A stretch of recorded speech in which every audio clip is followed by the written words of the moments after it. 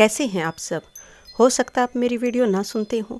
अगर सुनते हैं तो इसे लास्ट तक सुने और इस वीडियो से जो कुछ बेहतर आपके जीवन में ऐड होता है उसे ज़रूर ऐड करें, क्योंकि मेरा उद्देश्य अपने आसपास को बेहतर और खुश बनाना है।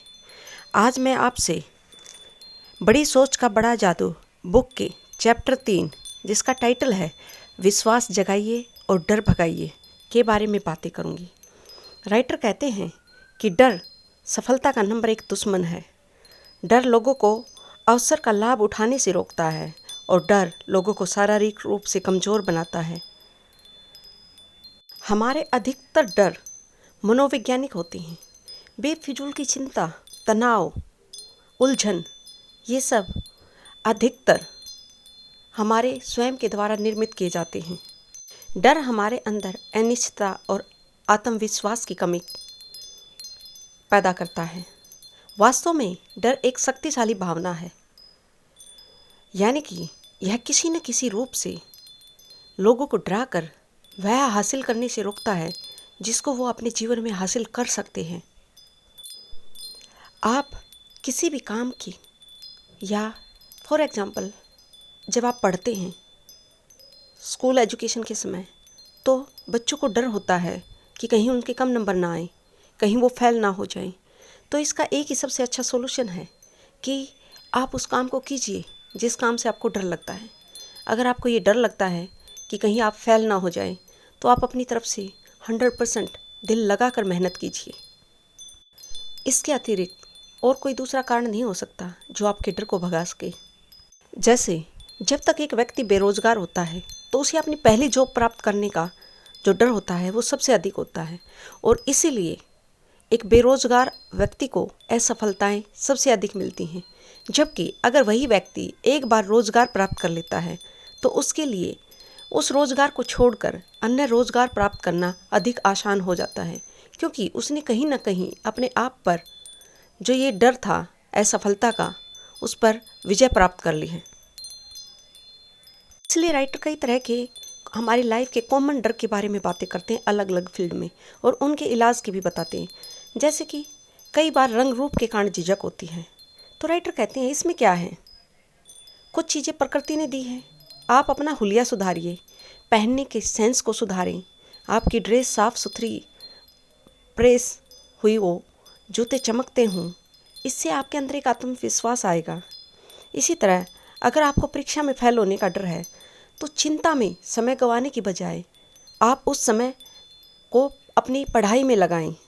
इसी तरह अगर आपको किसी ऐसी चीज़ से डर है जो आपको शारीरिक क्षति पहुंचा सकती है, हानि पहुंचा सकती है, तो आप दूसरों से मदद लेकर उस चीज़ के प्रति जो आपका डर है उसे दूर करें, या फिर आप प्रार्थना का सहारा ले सकते हैं इस तरह के डर को दूर करने में। कई बार डर होता है कि दूसरे लोग हमारे बारे में क्या सोचेंगे, क्या कहेंगे, तो यह सुनिश्चित कर लें कि आप जो करना चाहते हैं यह सही है, फिर उस काम को कर दें। किसी भी आदमी ने बिना आलोचना के कोई महत्वपूर्ण काम किया ही नहीं, यानी कि इस दुनिया में जिसने जितना बड़ा काम किया है उस व्यक्ति ने उतनी ही अधिक आलोचनाओं का सामना किया। फिर है जैसे कि लोगों का डर, तो फिर क्या, चीज़ों को आप सही नज़रिए से देखें। याद रखें सामने वाला आदमी भी आप ही की तरह एक इंसान है। यह वही है जैसे हम दूसरों के बारे में कई बार सोचते हैं, तो सेम, और जहाँ तक मैं सोचती हूँ हम सब में लोगों का डर सबसे अधिक है कि लोग हमारे बारे में क्या कहेंगे, लोग हमारे बारे में क्या सोचेंगे, मैं दूसरों को कैसा लग रहा हूँ। तो इन सब का जो बेफिजूल का डर है वो हमने स्वयं अपने अंदर क्रिएट किया है। इसलिए राइटर कहते हैं अगर आपको अपने डर का इलाज करना है तो डर की असली कारण का पता करें और यह तय कर लें कि आप वास्तव में किस चीज़ से डर रहे हैं, और फिर कर्म करें।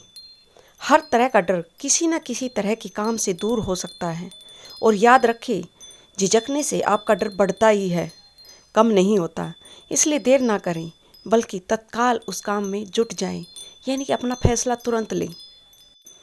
आप अपनी यादों के बैंक में अधिक से अधिक सकारात्मक विचारों को ही जमा करें।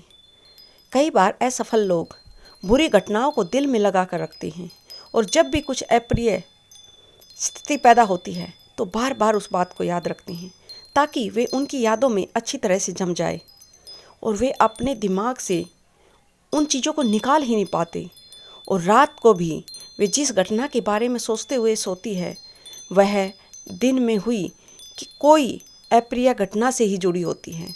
यानी कि जब आप अधिक नेगेटिव होते हैं तो आप अपनी दिनचर्या में अपने आसपास के लोगों के द्वारा की गए कार्यों में अधिक से अधिक नकारात्मक चीज़ों को ही देखते हैं। इसलिए अगर आप इस तरह की प्रॉब्लम से ग्रस्त हो तो एक काम करें, सोने जाने से पहले अपनी यादों के बैंक में अच्छी चीज़ों को यानी कि सकारात्मक चीज़ों का निवेश करें। दिन भर में घटित होने वाली नकारात्मक चीज़ों को छोड़कर आपके साथ जो अच्छी चीज़ घटित हुई है उसको संजोए। अपने अच्छे रिश्तों के लिए ऊपर वाले का शुक्रगुजार हो, आपके अच्छे स्वास्थ्य के लिए शुक्रगुजार हो। आप दूसरे लोगों से डरते क्यों हैं? राइटर कहते हैं कि उन्होंने ज़्यादातर पाया कि अधिकतर मामलों में हम इंसान एक दूसरे के बहुत अधिक समान होते हैं। हर इंसान को अच्छा खाना पसंद है, अपने परिवार में अपने दोस्तों के साथ अच्छा समय यूज़ करना पसंद है, अपनी तरक्की पसंद है। हर कोई आराम चाहता है ज़िंदगी में। बस थोड़ी बहुत वजह होती है जिसके कारण एक व्यक्ति दूसरे व्यक्ति से अलग होता है। तो इसलिए इंसान को इंसान से डरने की ज़रूरत क्या है? इसलिए जब भी आप अपने सामने वाले किसी व्यक्ति के बारे में राय बनाएं तो सबसे पहले आप उस आदमी को अपनी संतुलित दृष्टि से देखें। यानी कि आपको अपनी तरफ से ना तो उसके प्रति कोई फेवर करना है और ना ही बायसनेस रखनी है। दूसरा, आप अपने सामने वाले को समझने के लिए अपना रवैया विकसित करें कि आप अपने लिए कैसा चाहते हैं। क्या सामने वाला जो आप उसके लिए अपना नज़रिया विकसित किए हुए हो वह आपके लिए सेम वही नज़रिया रखे तो आपको पसंद है? यानी आपकी पसंद के अनुसार ही आप अपना रवैया दूसरों के प्रति तय करें। इसलिए जब आप सही काम करते हैं तो आपकी अंतर आत्मा संतुष्ट रहती है और इससे आपका आत्मविश्वास भी बढ़ता है। और जब हम कोई गलत काम करते हैं तो दो नकारात्मक बातें होती हैं। पहली बात तो यह है कि हमें स्वयं में ही अपराध बोध हो जाता है और जब हमें अपराध बोध होता है तो इससे हमारा आत्मविश्वास भी कमज़ोर होता है। दूसरी बात यह है, देर सवेर दूसरे लोगों को भी हमारे गलत काम की जानकारी मिल जाती है और उनका हम पर से विश्वास उठ जाता है। इसलिए सही काम करें और अपने आत्मविश्वास को बनाए रखें। सफल चिंतन का सिर्फ यही एक कारगर तरीका हो सकता है। इसलिए राइटर कहते हैं कि मनोवैज्ञानिकों के अनुसार हमारी बहुत सारी शारीरिक गतिविधियों में भी हमारे अपने रवैये से बदलाव होता है।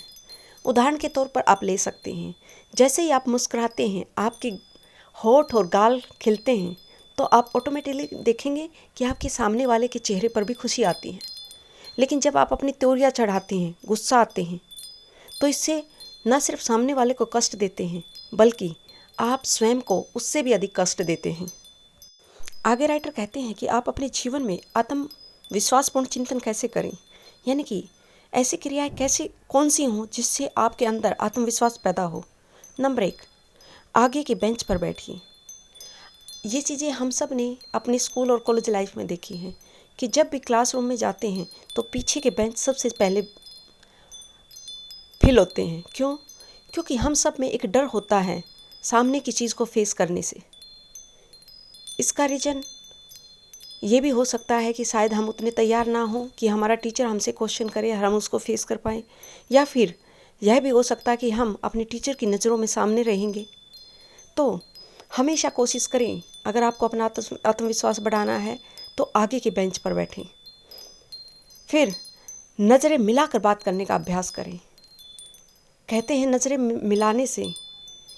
मिलाकर आप जो बात करते हैं उसमें अधिक दम होता है। जब कोई व्यक्ति आपसे नज़रें चुराकर बात करे तो हमें सावधान हो जाना चाहिए कि यहाँ कुछ ना कुछ गलत या संदेह हो सकता है। तीसरा, आप 25% तेज चलें, यानी कि जितनी आपकी चलने की गति है उसको 25% और अधिक बढ़ाएं। जब आप तेज चलते हैं तो आपके अंदर आत्मविश्वास पैदा होता है। और एक और चीज़, जब आप चलें तो उसके साथ साथ चलने के साथ आप अपनी कमर से सीधे होकर चलें। नंबर 4, अपनी बोलने की आदत डालें। जैसे कई बार समझदार और इंटेलिजेंट व्यक्ति, हम सब ने देखा होगा कि अक्सर वो लोग शांत रहते हैं, चुप रहते हैं। लेकिन हर समय शांत और चुप रहना ठीक नहीं है, क्योंकि कुछ समय पर, या ये लगा लीजिए आप, जो सामूहिक चर्चाएं होती हैं उस समय पर इंटेलिजेंट व्यक्तियों का बोलना बहुत ज़रूरी है। इसलिए आप कितने ही अच्छे, ज्ञानी और समझदार क्यों ना हो, अगर आप अपनी उस समझदारी को समय पर ना दिखा पाए तो उसका कोई महत्व नहीं। नंबर 5, बड़ी मुस्कुराहट दीजिए। जब आप मुस्कुराते हैं तो ऑटोमेटिकली आप अपने आसपास के इन्वायरमेंट को खुशनुमा बना देते हैं और इससे आपके अंदर आत्मविश्वास पैदा होता है और जो डर या चिंता आपके अंदर थी वह दूर हो जाती है। तो आपको राइटर की बातें पसंद आई होंगी और इसी के साथ अंत में मैं कहना चाहूँगी, यह ब्रह्मांड आप सबके जीवन में प्रेम, खुशी, शांति और सकारात्मकता दे। और अगर आपको मेरा काम पसंद आ रहा है तो प्लीज़ इसे सब्सक्राइब और शेयर करें और आपका एक अच्छा कमेंट मुझे और बेहतर काम करने के लिए प्रेरित करेगा।